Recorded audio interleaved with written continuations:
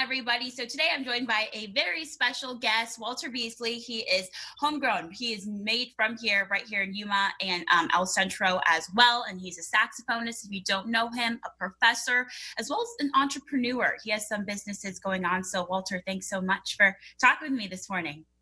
Thank you for having me and supporting one-to-one private home health care. Thank you so much. Yes, of course. So just to start talking about your music first. Now, your music can be streamed on Spotify, Apple Music, on iTunes. Growing up, who inspired you? Where did you kind of get your sound and start creating your sound? Well, my first hero musically was Mr. Cannon. He was responsible for many of us who grew up in the El Centro in the Valley.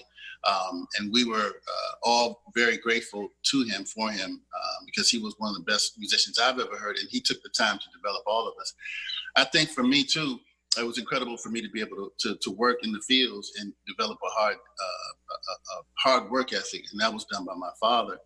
And I applied that to music. And one of my first heroes was Grover Washington Jr., Santana, Donny Hathaway.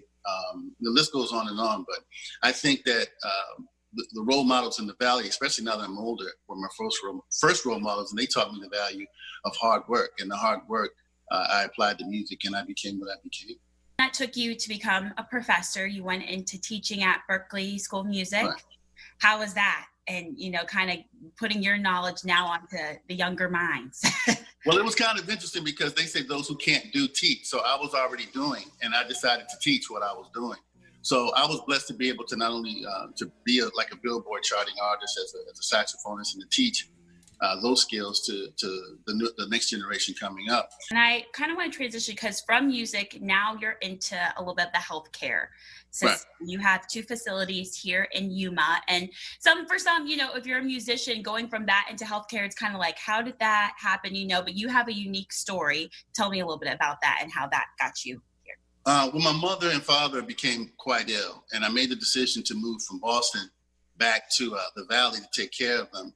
And when I got to the Yuma area, I found that the in-home, the healthcare, the non-medical healthcare system was lacking. And one agency dropped my mother in my own home. And when that happened, I said I have to do something about this.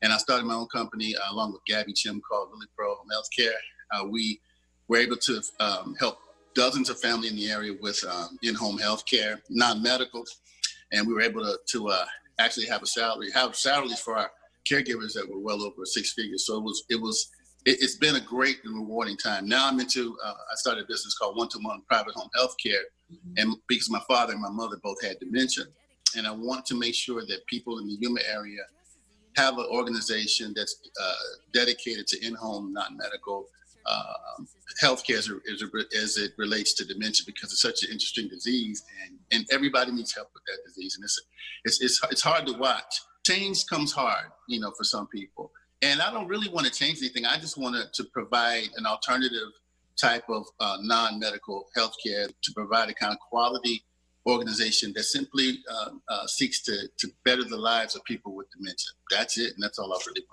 So I want to thank you for the opportunity. KYMA has been wonderful as it relates to my community, my music, and one-to-one private home healthcare. And thank you for the opportunity.